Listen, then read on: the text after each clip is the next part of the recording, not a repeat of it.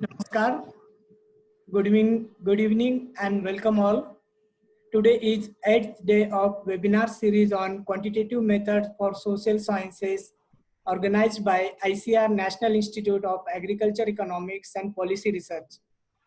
Till now, we have covered basics of software, logic, probit models, construction of composite index, and impact assessment methodology.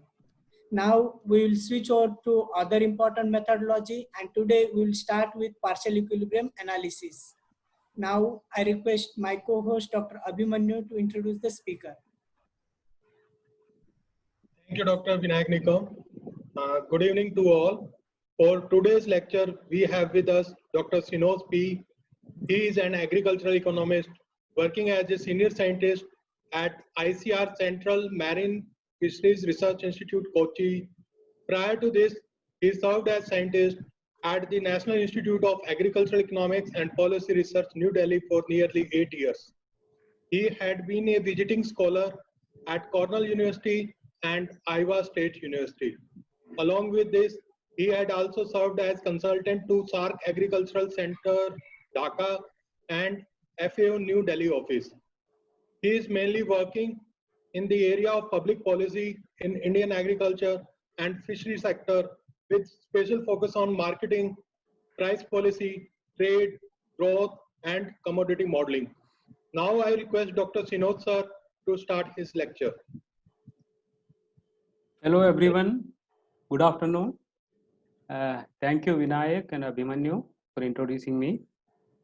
So I'll start my presentation now.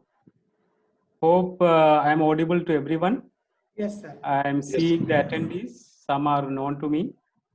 Many of them are not known. But anyway, welcome all.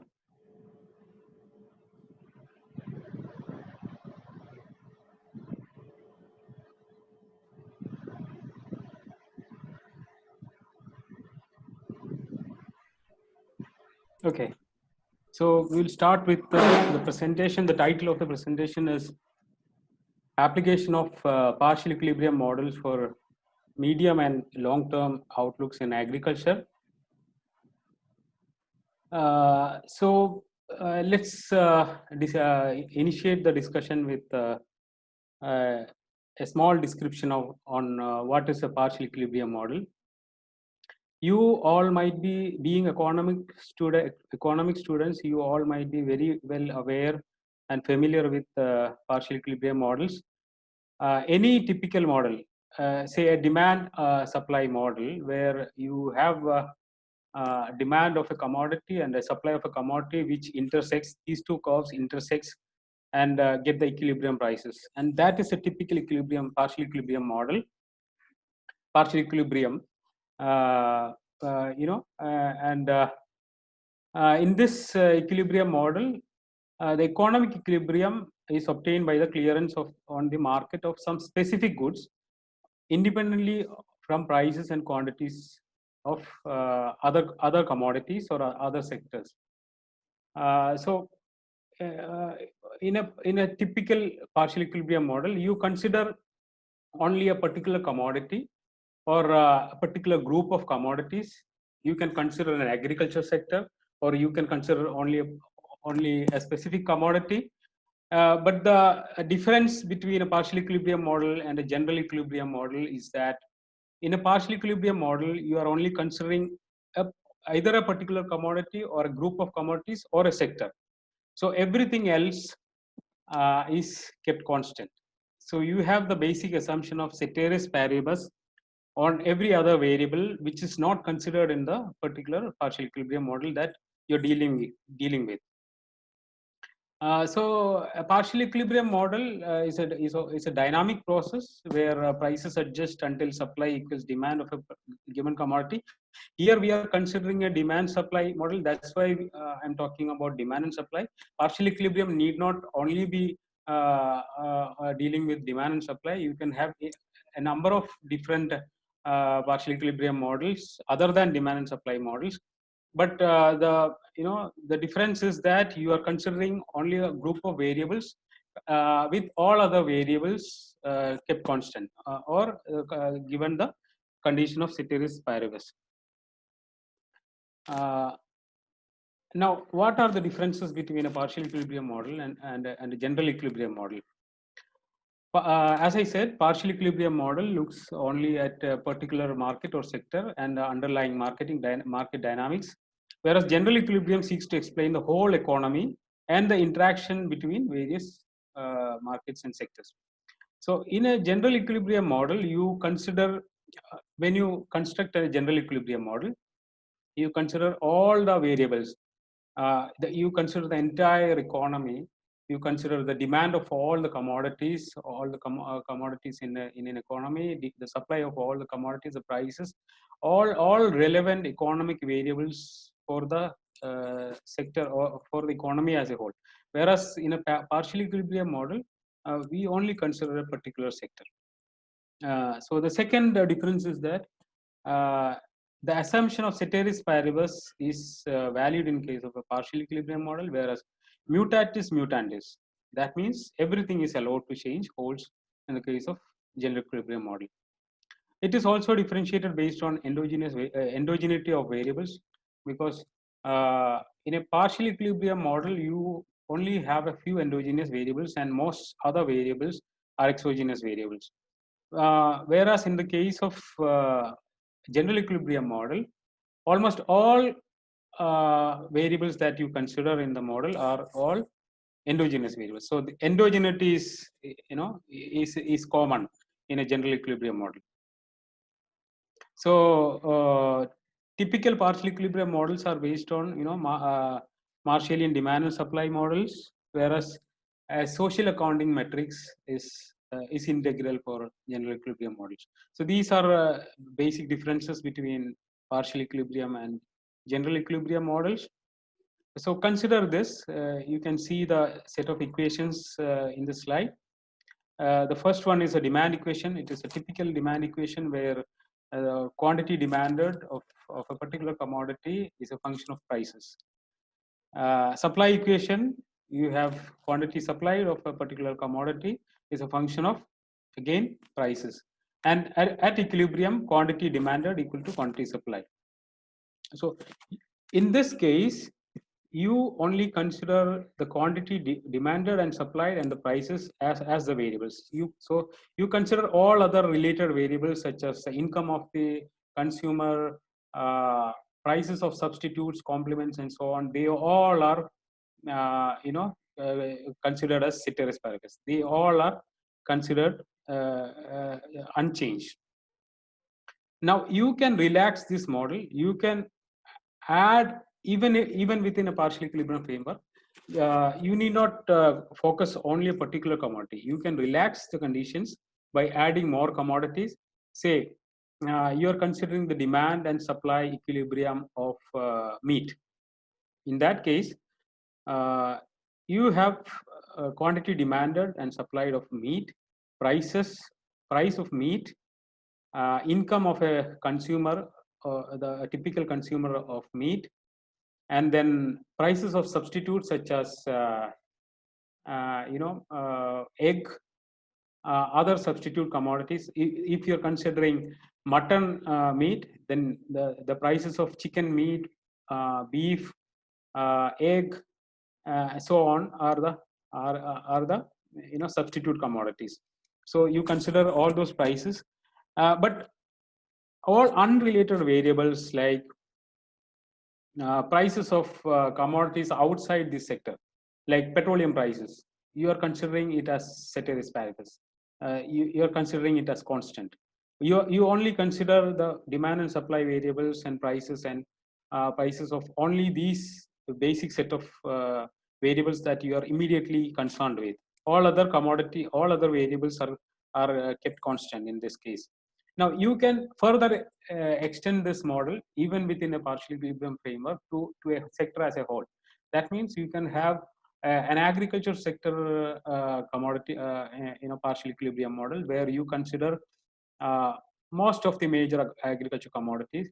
Suppose you can have a grain outlook model in a typical partial equilibrium framework where you consider the demand and supply of rice, wheat, maize, other millets, minor cereals, and then you have a host of substitutes and complements, and then incomes, and then all the related policy variables like minimum support price, the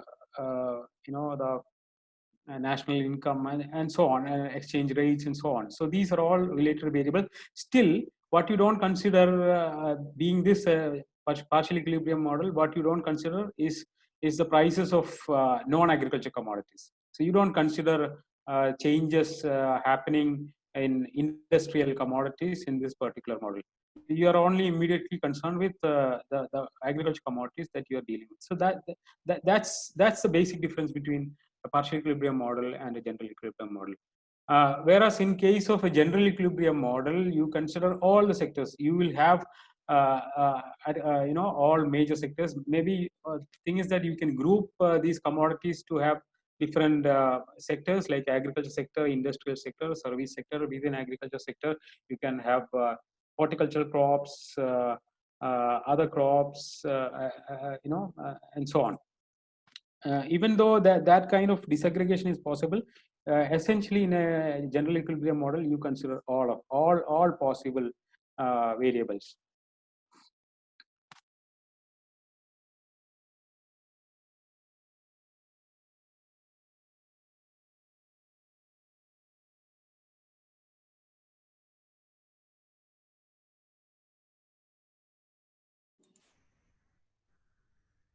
Hello? Hello? Hello? So we try to project the demand, supply, prices, and so on, so that we can give reasonable assumptions on what is going to happen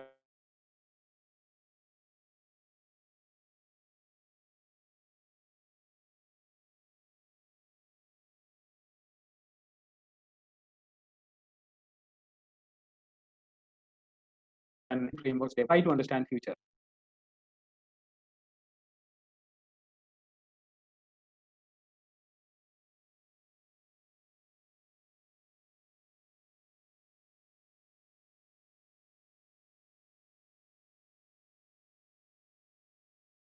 Is a very promising tool for demand and supply projections in agriculture, which is why we are discussing this topic today.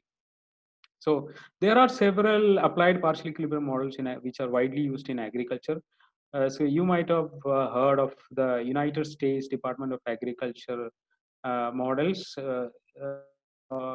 This is the Department of Agriculture in the United States of America. So they have models called Food and Agriculture Policy Simulator models.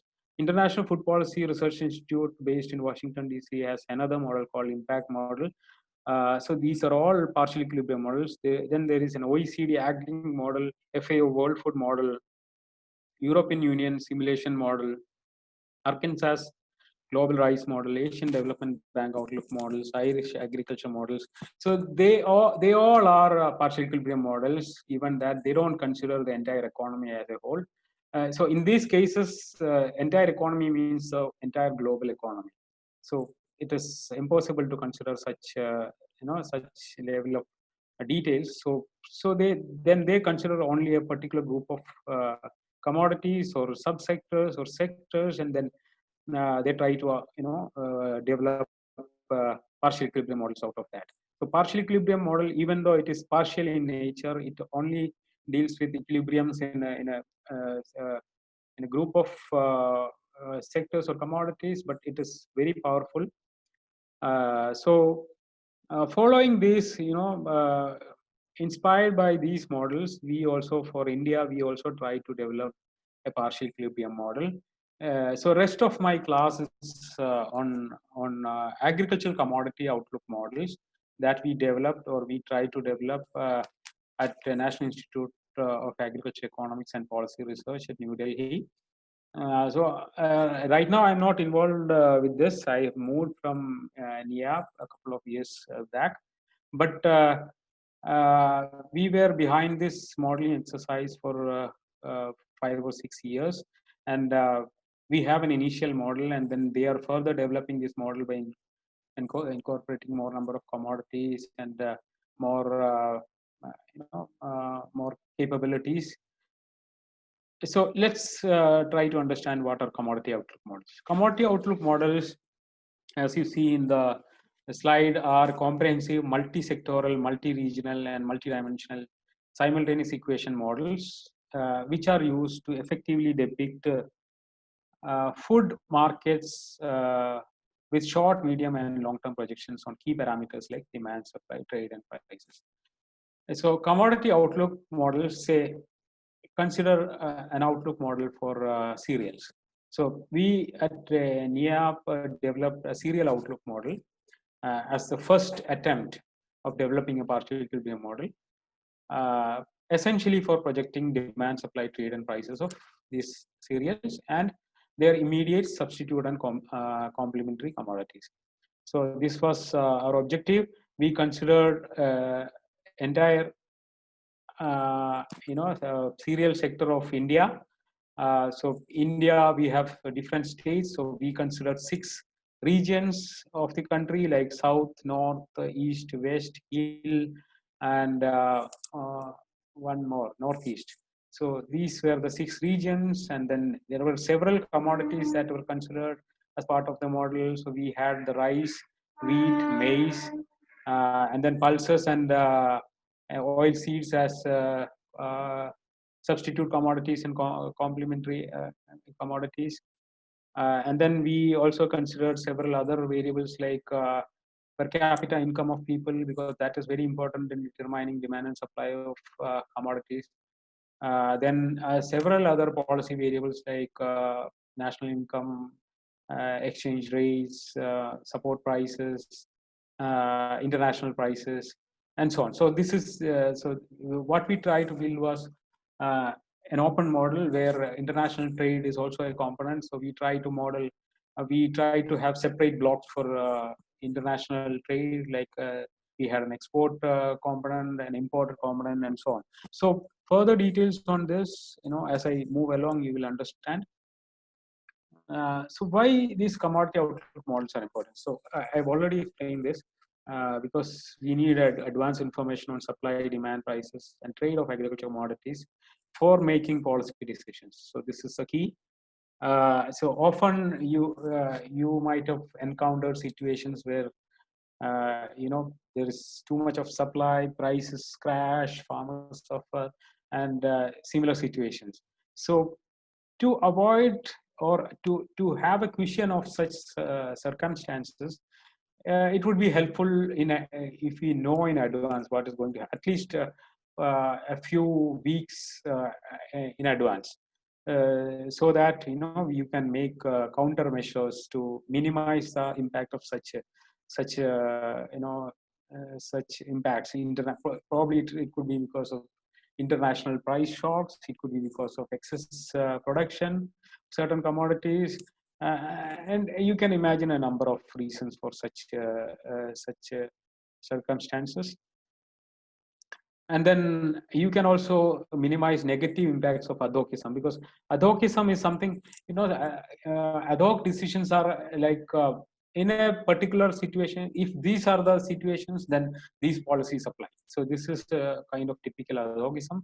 Whereas if you have real-time information on what is the status of demand, what is the status of supply, and how prices are going to behave in the near future, in the short term, in the medium term, you'll have policy benefits. So, and more than that, several advanced economies have already shown that these models are very efficient to generate regular outlooks on key variables. But these have been largely absent in India. So even we have a basic model with us, but we are still not able to take key policy decisions based on this model, because it is not very easy to develop elaborate models involving all the relevant variables. So we are still developing the model. NCAP, at NCAP, people are trying to develop the model further. So now let's understand what is a traditional approach of commodity outlook. So you might all have come across demand projection estimates. So Dr. P. Kumar is he has been in this field of projecting demand and supply of key agriculture commodities for quite a long time. So you might all have come across his projections. Suppose projections of rice demand for the next 10 years or 15 years or till 2030. So what is going to happen in the demand of rice and wheat and other sugar cane. So there are several types of projections. So they all were obtained using conventional modeling approaches. Essentially what you do is you estimate the elasticities of demand and supply and prices, and then possibly trade elasticity and so on. Then you plug those elasticities in a growth projection model. It could be as simple as a compound compound growth model. Then you plug those elasticities there, the demand elasticity, price elasticities and income elasticities, and then you get projections, future projections for a fair number of years. So for obtaining these elasticities, you can use constant elasticity or substitution models, almost identical demand system models, or FCDS, or food characteristics demand system models. And there are a number of demand models. For on the supply side, you have cost function approach, profit function approach. I'm not going into detail of all these models because our focus is something else. And then for forecasting prices, you have ARIMA models, ARIMAX models, GASH model, ARDL model, and so on. There are a number of approaches. Price forecasting models are basically,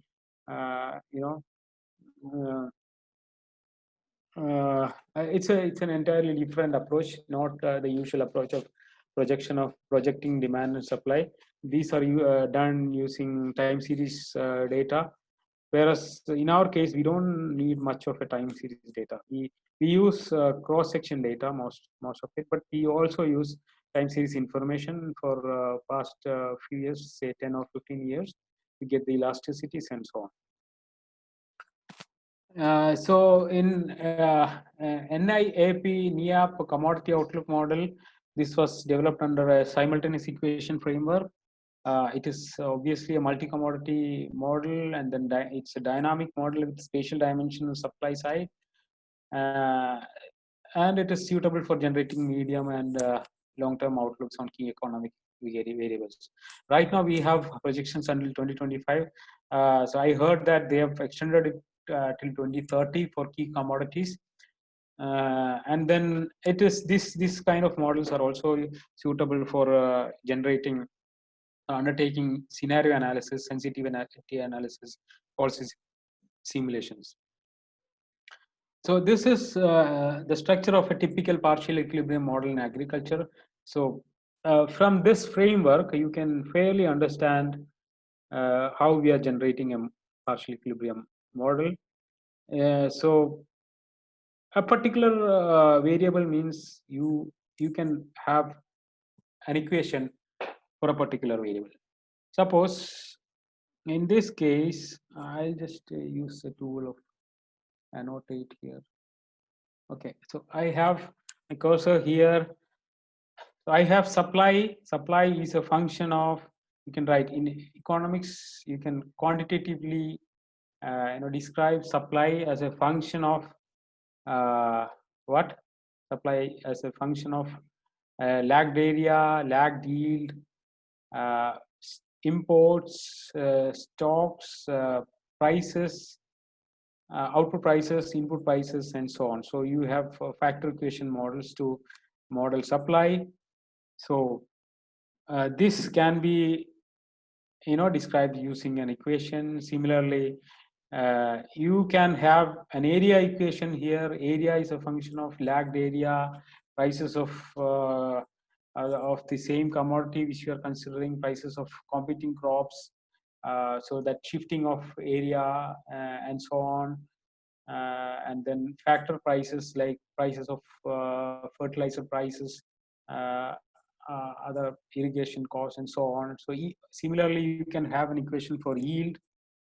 And on the other hand, on the demand side, you can have demand, total demand could be, in case of a food commodity or agriculture commodity, it could be food demand, feed demand, and seed and other demand. So this is miscellaneous demand. You can model, or you can write down an equation for food demand, you can write down an equation for feed demand, and then seed and feed, you can, you can otherwise simply add it so that you get the total demand.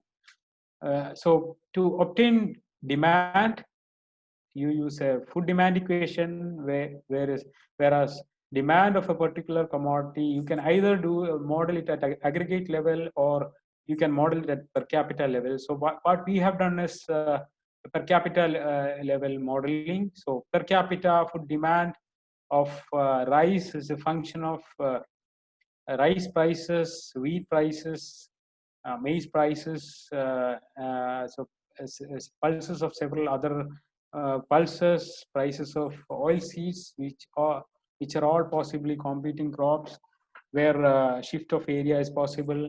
Then income of people, or the people who demand the rice for consumption, and population, and so on. Similarly, feed demand, you can have an equation for feed demand where you consider lagged feed demand as a function, and then prices of feed, competing feeds, and so on.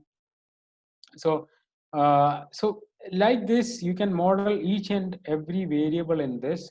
Wherever additive relationships are there, then you only use additive relationship. Otherwise, you can use typical modeling framework, like you estimate food demand using this framework, feed demand, and then seed and feed demand. Once you get these estimates, you add all these things to get the total demand. Similarly, on the supply side, you can have an area equation, yield equation, use these equations to get the estimated area and estimated yield. Area multiplied by yield, you get production. And then you add last year's supply with production and import, so that you get the total supply. So this is the approach. So on either side, on the demand side and supply side, you can do such modeling, exercises, and then you estimate the total demand, total supply, and then you solve the set of equations simultaneously. You don't solve it separately. You have a system of equations, a system of simultaneous equations, and then you solve them together using some modeling approach, using some dynamic equilibrium solving approach. This you can either do this in Excel sheets, or you can also use softwares like GAMS, and there are SAS, and there are several softwares to do this. Now, what are the main dimensions of our commodity outlook model? So in our model, we have a crop sector, a livestock sector, dairy sector, input sector. These are possible dimensions. We don't have a livestock and dairy sector in our model, but we have input sector, spatial dimensions. These are all possible dimensions. In USDA models, they have a global dimension where they have models for each country, at least for 150 countries, and then, or you can have a simple national model where you consider only particular commodity, but which is open, where there is trade relationship, but you are not considering demand and supply in other countries. And then you also can have state and regional dimensions. So there are, for our model, there are four key core systems. So it is the same as that I explained using the diagram there. So on the supply side, you can have a producer core system. On the demand side, you can have a consumer core system, and then a trade core system where you have export and import equations, and then a price linkage equation where you link the domestic prices with international prices, and then you link each of these domestic prices with the respective commodities and so on. And then ultimately you have a model closure equation where a model closure equation is something that something where you get the equilibrium. You say that your total demand, including stock and trade, is equal to total supply. So, for instance, you consider wheat. So you have wheat production, which is arrived based on wheat area in yield and so on. So you have the total wheat production. So you add the last year's stock of wheat, then you'll get, if it is a positive stock, then you'll get some more supply, and then you also add the imports, which is coming for that particular year. So you get the total supply of wheat. On the demand side, you have people consuming, demanding wheat at a household level for their household level consumption. And then there is a demand for wheat for feed.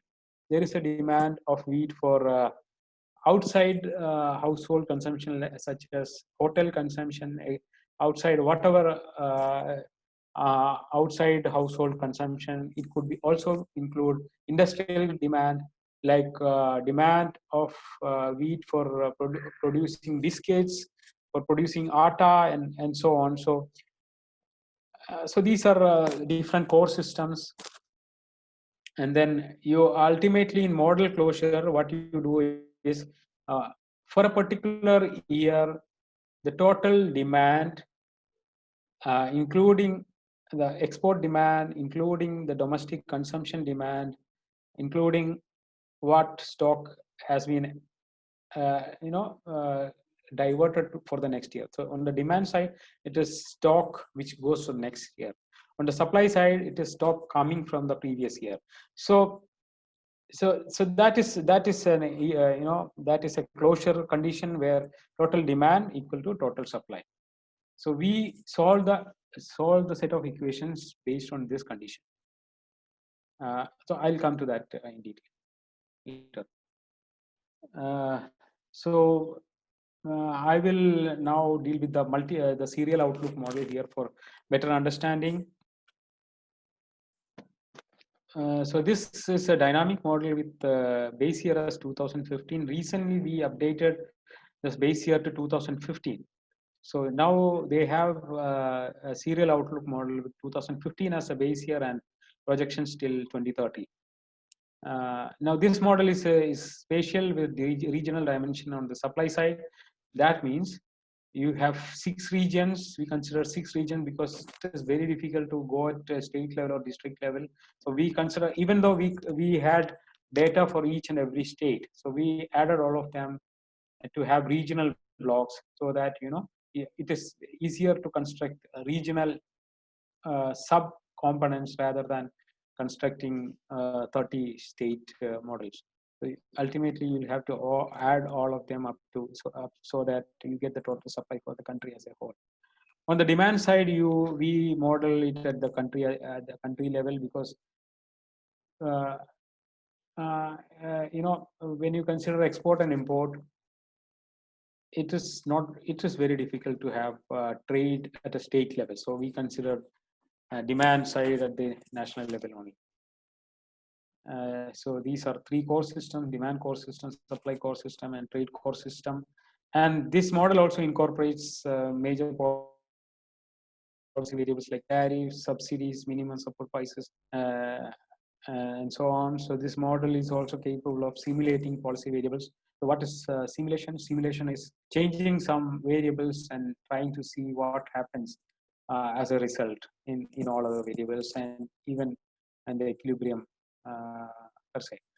And so this model also has a forecasting capability of up to 15 years till 2030 in the updated model. Now I'll come to detailed equations. This is a bit technical, but you can just hear out. So as I said, each variable is modeled using a set of variables and then the elasticity coefficients. So area of time t of commodity I is equal to AIT. This is the lagged area, and this is the lagged revenue. Lagged revenue of that particular commodity means this is an indicator of profitability. You have a revenue component here, you have a cost component here. So these two together indicate the profitability. And then you also have revenues of competing crops. So J and K are competing crops. So this is the basic framework. We have an extended framework in the actual model. Similarly, we have an yield equation where yield is a function of again revenue and trend revenue cost ratio, revenue cost ratio. That means revenue and cost ratio, which is again a function of profitability. So the better profitability for a particular crop, generally, there is a greater chance for better management and as a result, better yield. Similarly, we have taken a trend component to capture the technology component, because over time, say 10 or 15 years time, your yield improves because of introduction of new varieties and so on. So this trend component captures that part. So we modeled area and then we modeled yield. So we get production, which is area multiplied by yield. So these are not solved separately. We in the model we have equations for each of these variables and which are linked accordingly. So this here production, the linkage for production would be area equation multiplied by yield equation. Estimated number would bring you production. Similarly, on the demand side, on the demand side, you have food demand. Food demand is a function of lagged food demand, and then consumer price of that particular commodity, consumer price of substitutes, a set of substitutes, income. This is per capita income. So we worked this out, or we estimated this demand at a per capita level. So everything is per capita level. So total food demand is obtained by food demand multiplied by population. So per capita food demand multiplied by population, you get the aggregate food demand at the national level.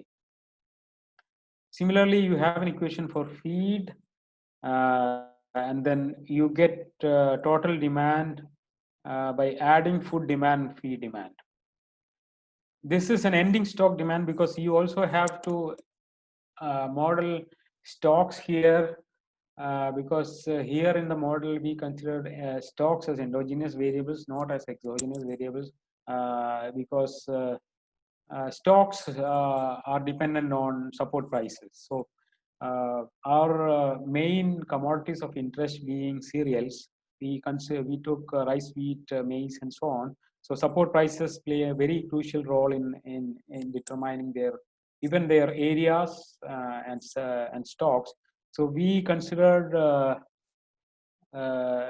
stock as an endogenous variable. So you have endogenous, ending stock as a function of lagged ending stock and minimum support prices. We have some more variables here in the actual model, but this is the basic framework. And then we considered export and import also as endogenous variables.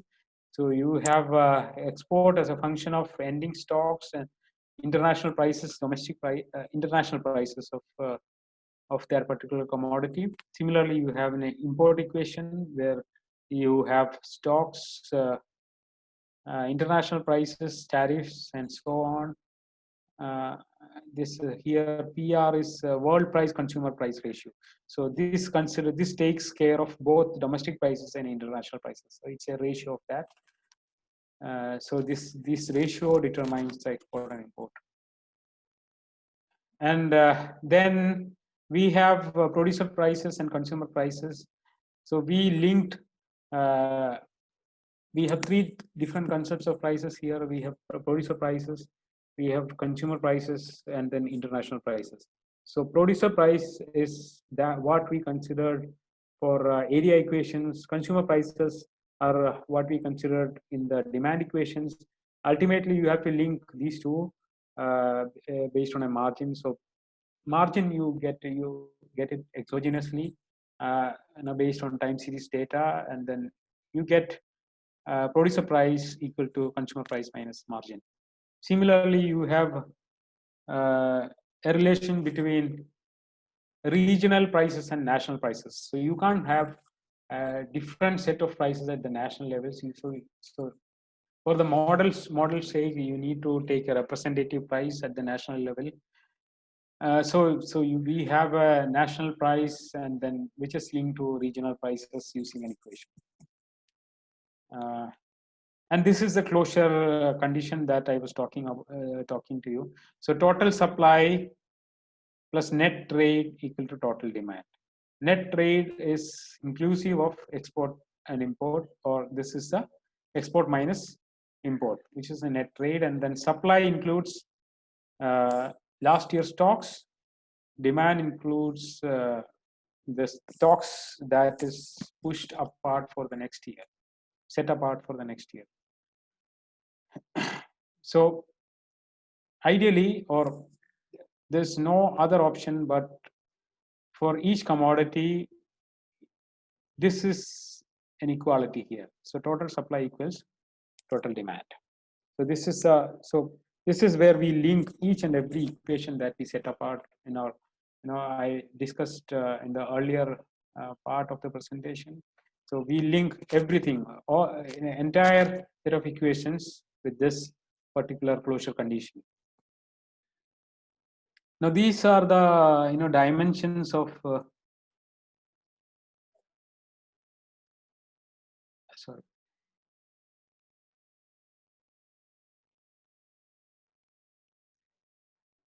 Yeah, these are the dimensions of the model. So we have regional dimensions. We have 6 regions: east, west, north, south, hill, and northeast for each of these 3 commodities, 3 cereals.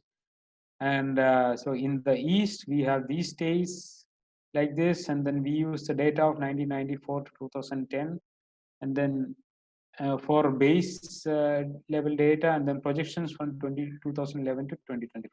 So this is with regard to the earlier model, which was not updated.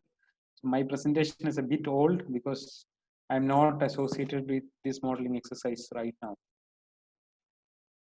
Now we have a demand core system where we have data for at the national level only for each of these commodities, and trade and stocks also at the national level. So approaches for estimating elasticities. So for area elasticities, for in each of our equations, we need technical coefficients. So if it is a double log model, your technical coefficients are the same as elasticities. But if you're using a semi-log model, that we actually used a semi-log model, semi-log framework in our model. So then you need to derive technical coefficients for each equation based on the elasticities. So the approach is that you estimate the elasticities. Either you estimate it yourself based on time series data, or you get the relevant estimates from literature. So for many at many places we used elasticities from literature, like we have very good set of elasticities, demand elasticities derived by Kumar Sir, Dr. Prathaman Kumar Sir, using FCDS model, almost ideal demand system model, and so on. But I think on the supply side, we derived our own elasticities using classic profit function approach model, area elasticities as well.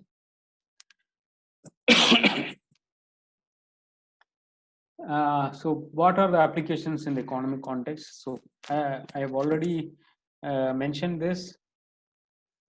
So we can use these outlooks for demand supply forecast, or for understanding probable movements in commodity prices and so on, policy simulations, like simulating with respect to changes in key policy variables like tariffs, exchange rates, support prices, and so on. So these are basic applications of such models.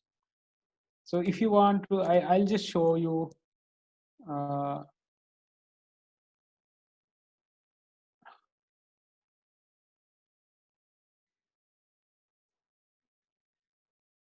okay, I'll just show you technical coefficients used in this model. So just let me show you.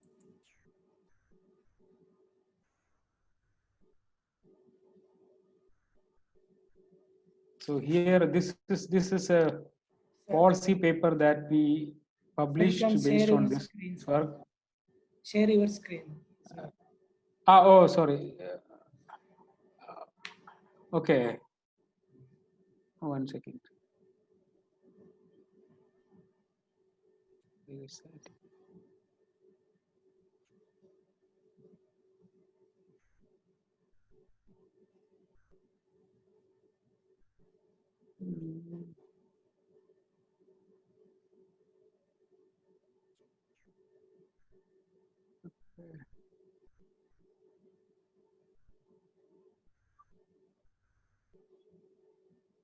I have a PDF file here. I don't know.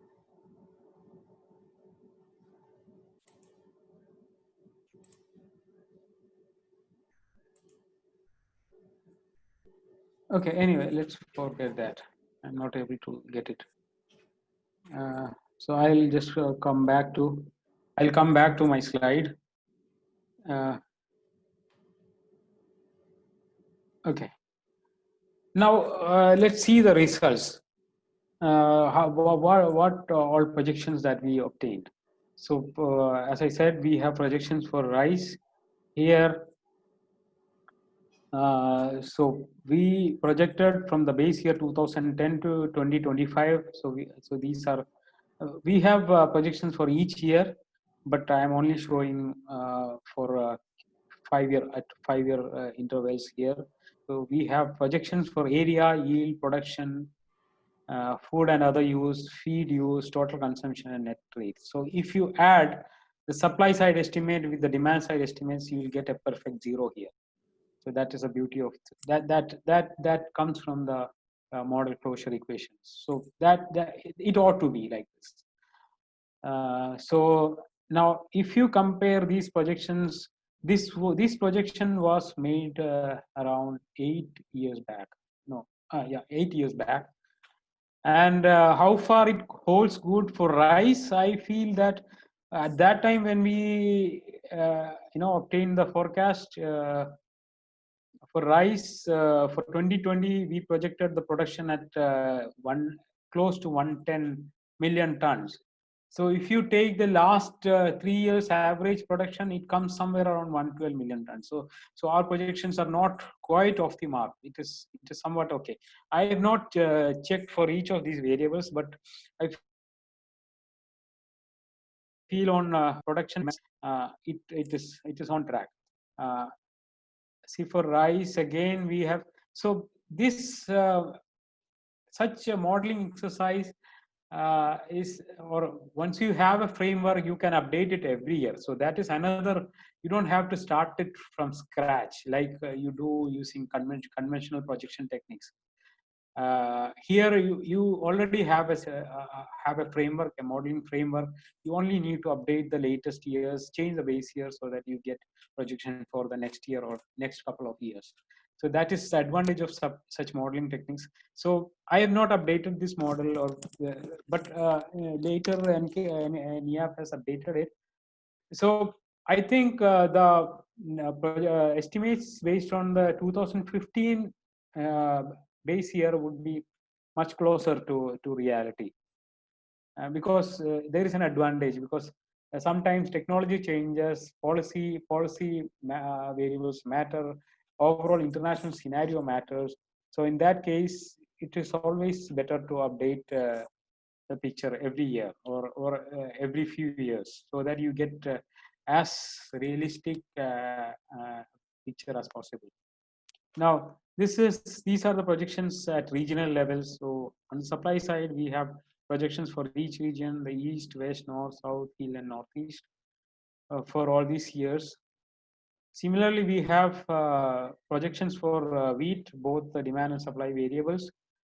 But I'm sorry that these projections are quite off the mark. So because we did not update it, we did not capture the latest trends of demand and supply movements of wheat. So I think right now we have a production of close to 110 or 110 million tons, and even demand is also high for wheat.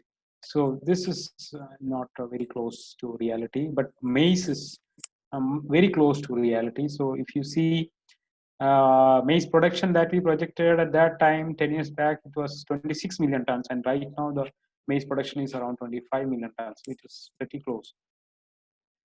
So similarly, all must be, or I've not checked for each and every variable. You can check them, and even if it doesn't match, it is okay, because such models are meant to be updated every year or every couple of years. And similarly, you have regional projections for maize as well. And so validation is another important procedure in such modeling exercises, because you ought to understand what is the level of error, or because conventional statistical tests cannot be used in such modeling frameworks.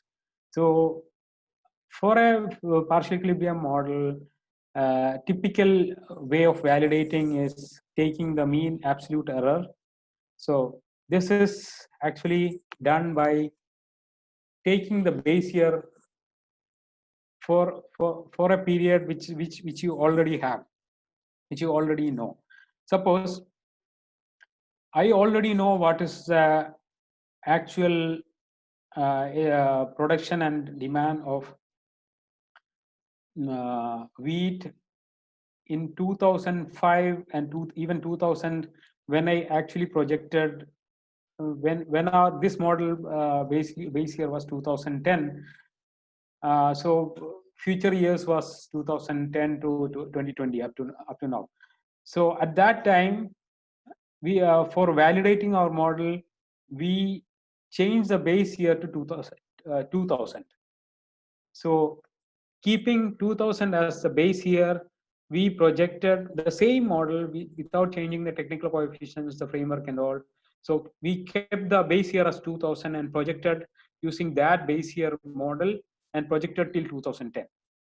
So it was actually 2010 we did this, when we did this exercise. So we had the actual values of all these variables with us till 2010. So we have a projected figure with 2000 as the base year till 2010.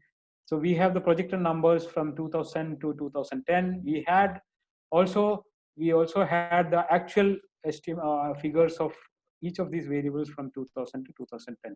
Then you take the difference between the actual and the projected, get the mean value of it for a set of years, get the average of it, that then you get the mean absolute error, and then you also get the percent error.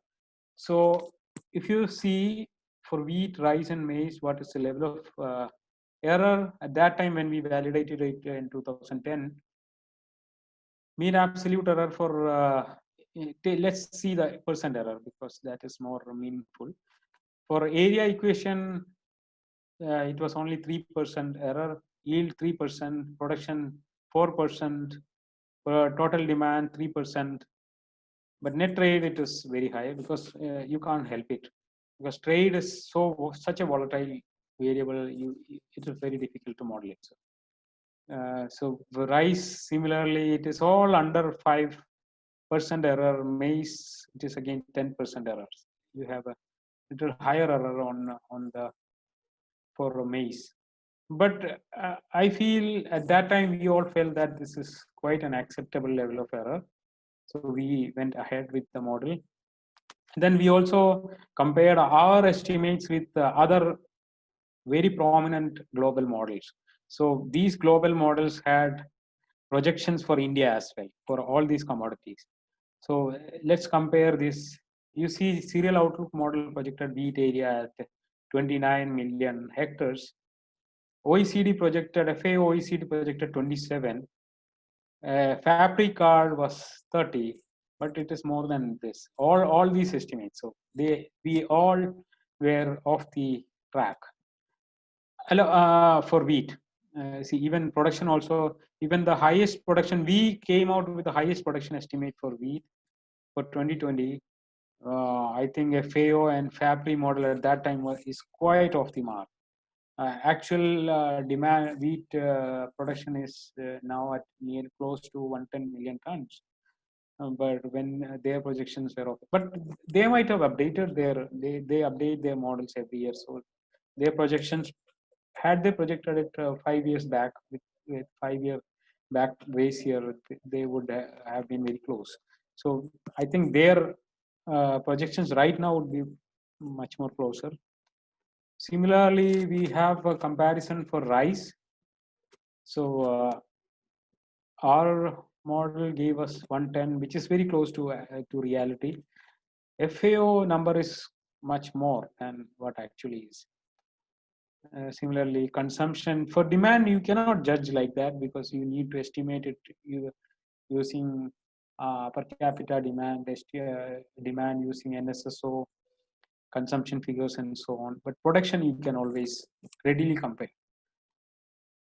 Similarly, for maize also we have comparisons. At that time, when we compared it in 2010, it looked quite realistic. Even for rice and maize, it is closer to reality.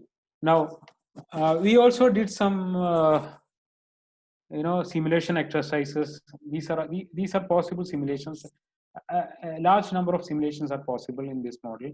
So just for showing, for the sake of showing, so let's see what is one possible simulation is changing a 2% annual increase in MSP. So I don't know because I'm not in touch with agricultural prices and all for quite some time. So I don't know what is the rate of growth in MSP right now.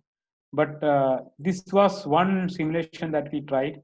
So we increased MSP by 2% every year and try to understand what is the price percent changes in these variables of rice, wheat, and maize over this time. So these are the percent changes. If there is a 2% increase annual increase in MSP every year, then how by what percent the area, production, consumption, and trade changes? Trade, it is difficult to predict, but for others could be sensible.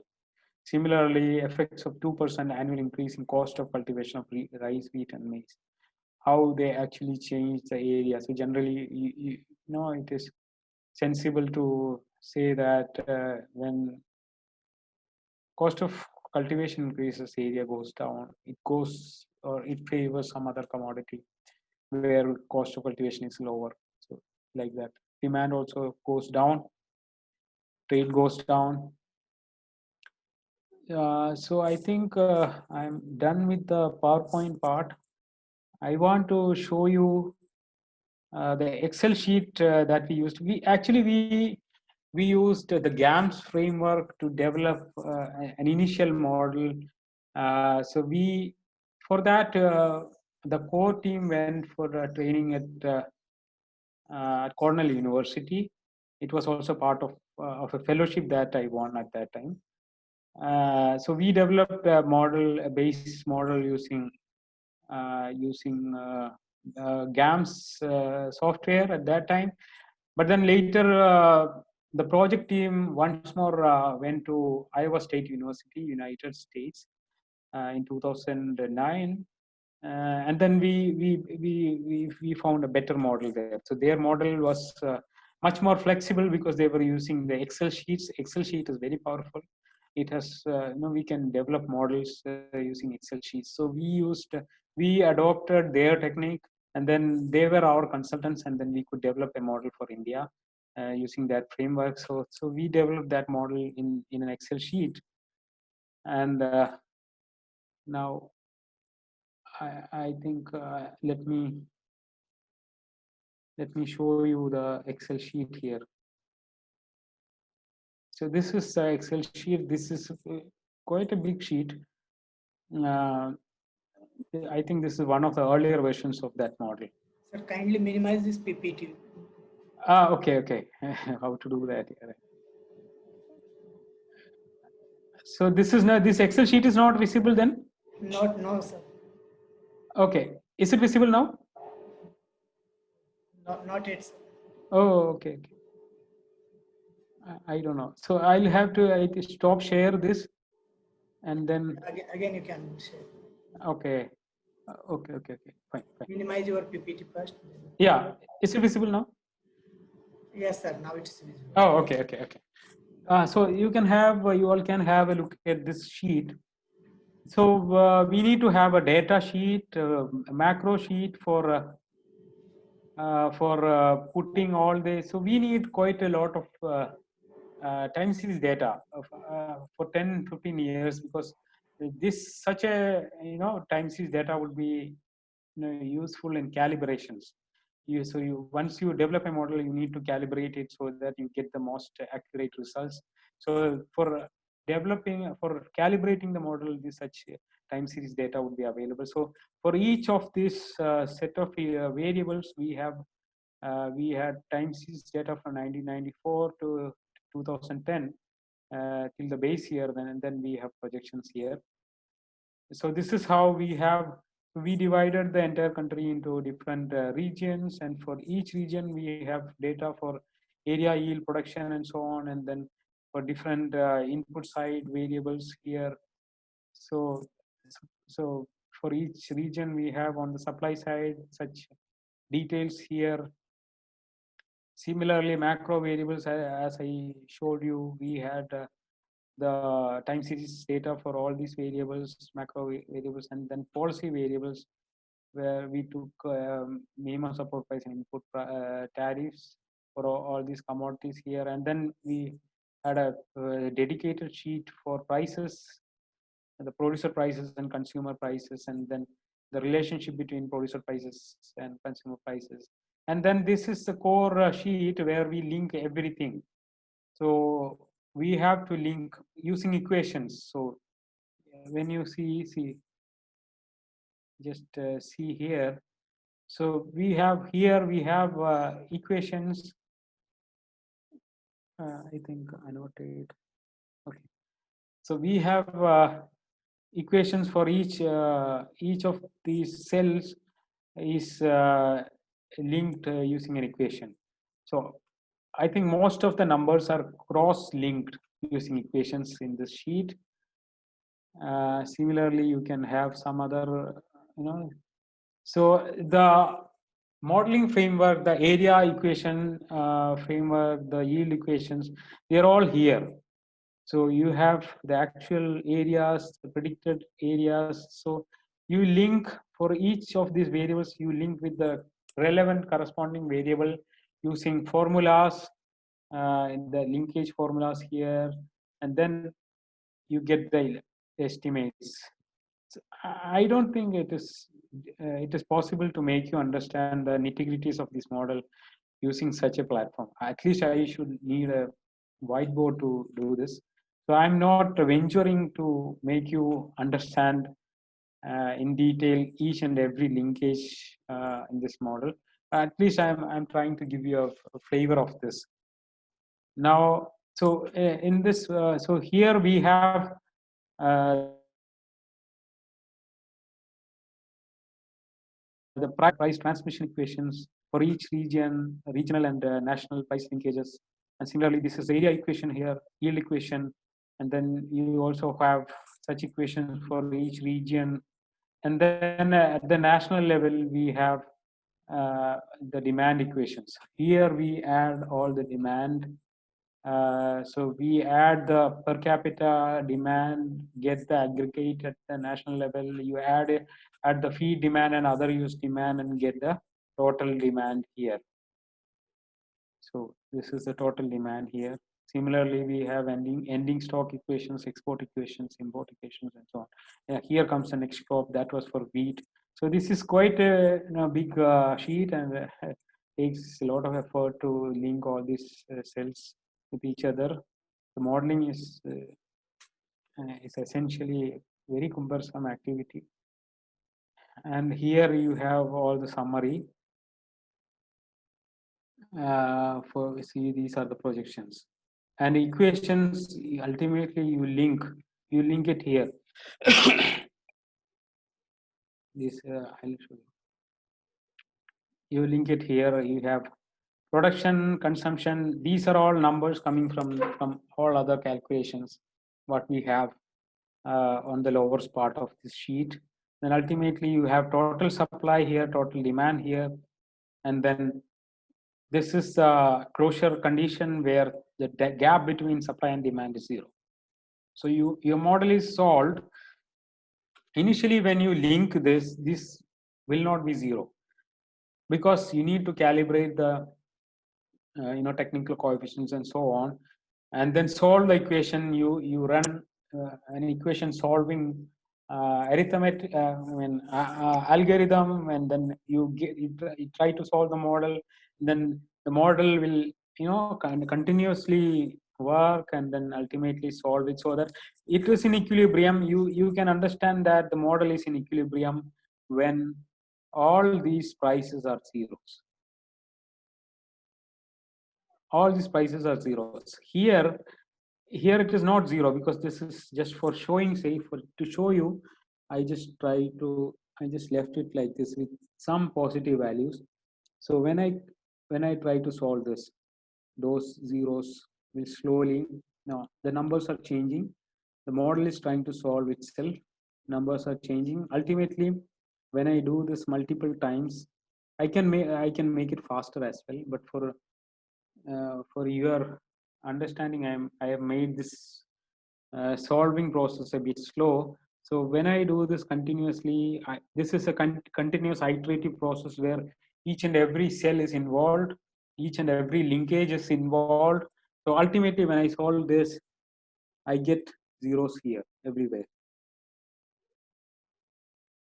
I get zeros here, just like I have zeros in the previous cell. I will get the zeros till this part. So when all these numbers are zeros, then you get the model in equilibrium. Then whatever you can see, we have graphs for each of these equations just to understand how the projections are like. This is still the actual, and then how the projections are like.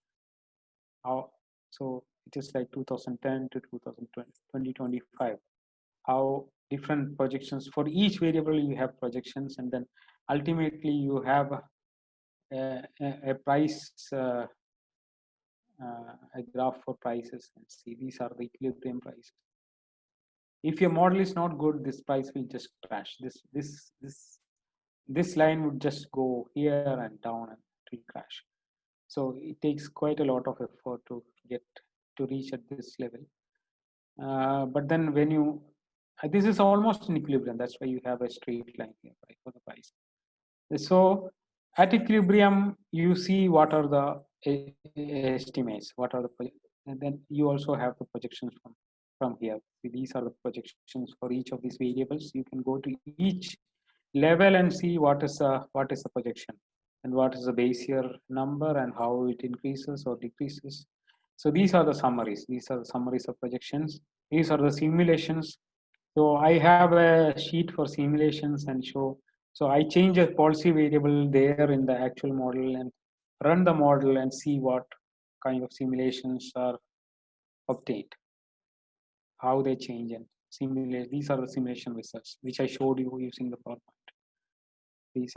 These are regression results. We run quite a lot of regressions to get the elasticities and so on. So like that.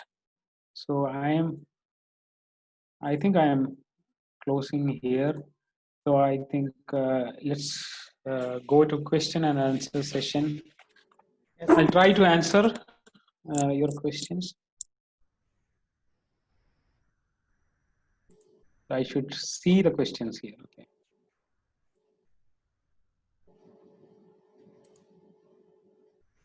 The first. No, the first question is, do we have from Lima Bora? So this question is, do we have partial equilibrium models for assessing market shocks in animal produce like egg, meat, due to diseases or calamities? I'm not aware of any partial equilibrium models for projections in livestock commodities, but I'm aware of the efforts being made in the International Livestock Research Institute. Their headquarters is at Kenya, but they have a New Delhi station here. So they were making partial equilibrium models using, I think, multi-market models, MMM. They call it multi-market models. So one Dr. Carl Rich, he was involved in developing partial equilibrium models, particularly for understanding the impact of diseases. I think he used foot and mouth disease and the impact of foot and mouth disease on production of egg, milk, and several other livestock commodities, and also the number of the population of different animals and so on. So I don't know. I've not seen it very close, but it was there. I also don't know whether such models are there right now. They are updating it or not, but they must be having some partial equilibrium models for livestock commodities. Now, the second question is from Sandeep Takare. Which partial equilibrium model we can mostly use for analyzing panel data or time series data? See, most of the models that we use, whatever model it is, they are all partial equilibrium models, except large economy-wide models like the ones developed by IGIDR. There are several institutes working on general equilibrium models. So except those economy-wide models, most of the simple models are partial equilibrium models. So the basic idea the reason why we call a model a partial equilibrium model is a level of details in that. So if we are only dealing with only a particular set of commodities or a particular sector, then that essentially, if it is an equilibrium model, it is a partial equilibrium model. How can I?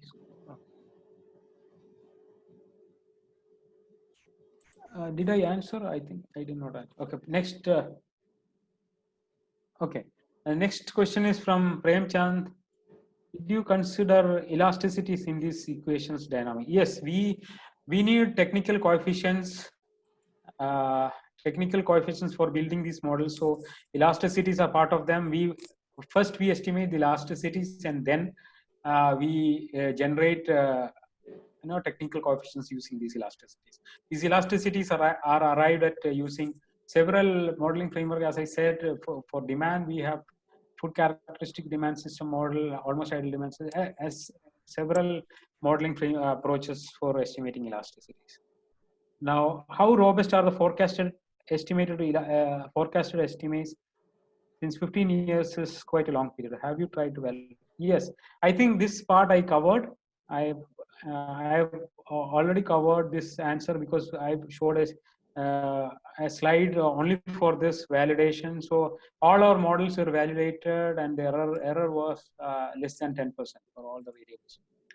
Now, should we apply, another question from Nisha Verma, should we apply partial equilibrium modeling on national, international level data, or it can be applied for optimizing food feed demand while developing? Yeah.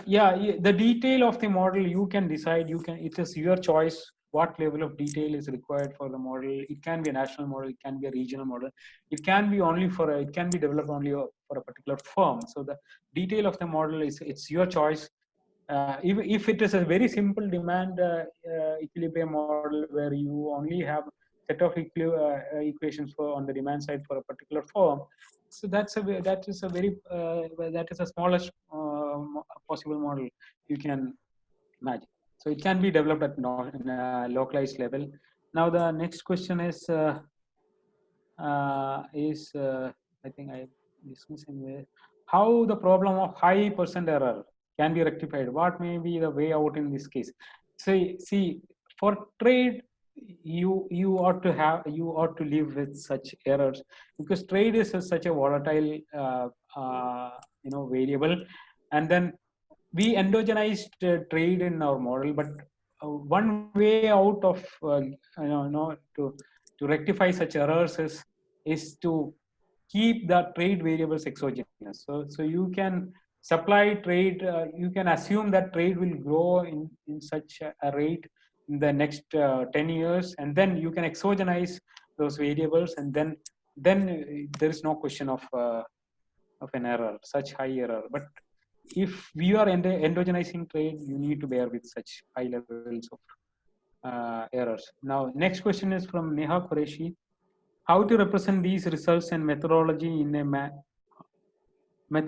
manuscript, since Excel sheets are linked with formulas? How to represent these results and methodology in a manuscript? See, for building the model, you essentially need to have a modeling framework and a software. In this case, we use Excel sheet, but you can use GAMS and, as I said, SAS or something like that for getting the model in equilibrium. But then we have detailed linkages of these models in our policy paper. So I've already shown. I think you can go to NCAP website and see the policy paper on commodity outlook model. So we have very detailed picture on the technical parameters that were used, the various types of linkages, the equations used. So all those details are there in the policy paper. You can very well look at that. And next question is, can we use this model at village level? Yes, very much. We can use this even at a village level, even at a farm level, even at a household level. For acreage response function, can we use linear Cobb-Douglas function? Any model you can use, whatever is suitable you find. I think we used an acreage response function using semi-log model, something like that, I don't remember. And then by next question is on JP Wiesen. Is it possible to forecast the state demand and supply using it in a closed economy framework? However, the closed economy assumption may not hold good for all the states. Yeah, you can use, because the problem with state is that you don't have very good trade estimates for states. So it is very difficult. I don't know what is the export of Kerala state or Tamil Nadu state, how much wheat goes out from Kerala and or Tamil Nadu and then comes into the state. But you can have some assumptions and get the estimates. Maybe in the state, the state planning boards must be having those numbers. Get those numbers, either generate a closed model or even an open model where when your assumptions are quite good. So that can be done. So I think I answered. Some few questions are from Facebook also. Yeah. One or two I will ask. Mansoor is asking for projecting non-timber forest product, can we use types of models? See, actually, it depends on the details that you want. If you want to incorporate quite a bit of details in the model, you want to consider number of variables, then you go for such modeling exercise. See, developing such a model is not very easy. It requires quite a lot of efforts. So if your purpose is just to project demand of timber for say 10 years, then you can just use the conventional approach. So that is not very difficult. The only thing is that you need to have a set of elasticities for demand supply, and other income elasticity, price elasticity, area elasticities, and so on. Then you can do that. So I think in such limited situations, you only need to resort to a conventional approach. Otherwise, if you want to update the model every year, you need quite a lot of details then you consider developing such elaborate models. Yeah. Next one. I think last question will take, sir. Yeah. This is from Jagdish Warren. Yeah. What model can we use for finding supply elasticity? No, this is very. I think no, that's a very different realm. See, estimating elasticity does not require any equilibrium models. Estimating elasticity is using either a time series model or a cross-section model or any other standard models. You estimate the elasticities. So that is only an estimation process which do not require any equilibrium framework. So please be clear, we have all those elasticities using separate model, but you need an equilibrium framework, an equilibrium model, such as whether it is partial equilibrium or general equilibrium model, for simultaneously solving various variables and getting an equilibrium price or equilibrium whatever variable it is. So for estimating in elasticity, you don't need a partial equilibrium or an equilibrium model at least. So that's a very different approach. So you may read more literature on this. Yeah, I think, have I answered all the questions? Yes, sir. Most of questions we have covered. Yeah, no, sir. That is policy paper 28. Yes, for those people who want to get to know these such modeling frameworks closer, they can see policy paper number 28 NCAP. At that time it was NCAP, National Center for Agriculture Economics and Policy Research. You can see the policy paper number 28. It is authored by me and my colleagues. The framework and the results. Any other? I think there is one more question. Unanswered. Is it possible to forecast state demand and supply using it in a closed? Yeah, I think, yeah, I answered it. Yeah. It's answered. Yeah, dismiss. Yeah. Okay, we are really grateful to Dr. P. Sinod sir for giving this wonderful lecture on partial equilibrium model and explaining it with practical example also. Sir, we are getting very good feedback both from our Zoom platform as well as Facebook Live of our ICAR NIAP Facebook page. And we are really thankful to you for today's session. Thank you very much. Thank you, everyone. Thank you, Vinayak, Abhimanyu, and all the participants. I am seeing around close to 100 participants here. I hope the class was helpful. It was interesting. At least some of you might have learned some basics on such modeling and so on. So it was very happy, very glad to join you all. Thank you so much. Bye. And dear participants, tomorrow we will start with again one of most important topic, that is time series analysis, where we will be covering linear, non-linear and hybrid models of time series. And speaker for that lecture will be Dr. Ranjit Paul, scientist from Indian Agriculture Statistics Research Institute, New Delhi. Till then, goodbye from me and my co-host, Dr. Abhimanyu. Thank you very much.